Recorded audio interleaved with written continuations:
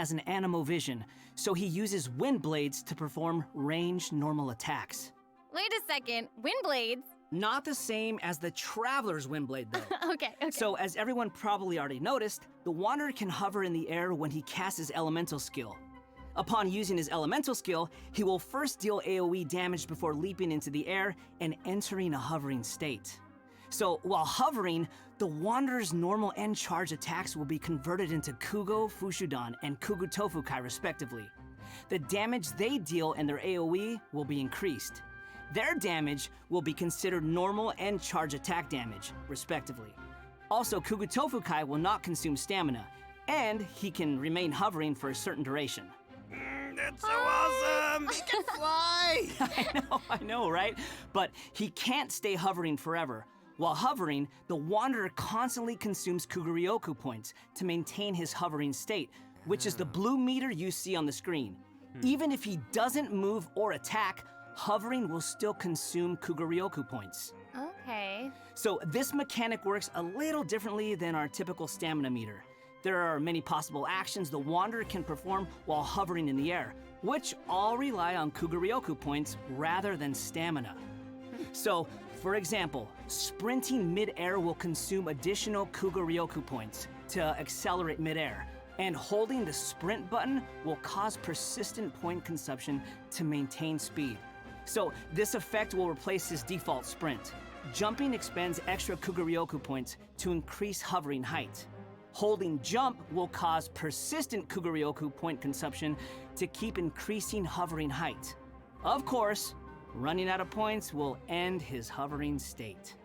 Oh, okay. So travelers will need to plan their actions while hovering. Exactly. So with his talent, Jade Claim Flower, when casting his elemental skill, if it contacts Hydro, Pyro, Cryo, or Electro, that instance of the skill will receive a corresponding buff effect depending on which element was contacted.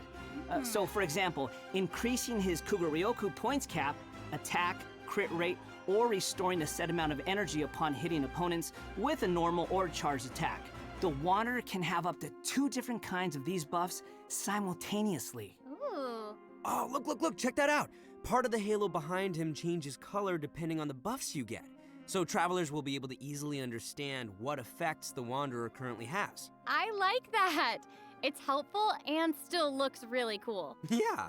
So after unlocking another talent, Gales of Reverie, when the Wanderer is in the hovering state, if his normal or charged attack hits an enemy, there is a set chance to gain another buff effect, allowing him to sprint midair without consuming Kuguryoku points.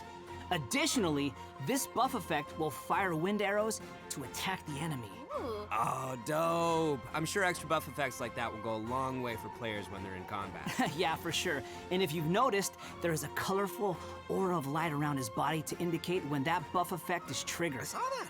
That's pretty cool. I love all the detail they've put into the Wanderer. All right, this brings us to the Wanderer's Elemental Burst. Sweet. Yay! So, check this out. Upon unleashing his burst, he compresses the atmosphere and stomps it down toward the enemy. So, travelers should note that if the Wanderer is in a hovering state when he unleashes his burst, then the hovering state will end and he will begin descending after the burst is completed. Okay, this stomping animation is a little aggressive. Yeah, but it's cool. I know, and it actually suits his character. Mm-hmm. Yeah, I can't help but agree. Wait. Let's not forget about the exploration talent.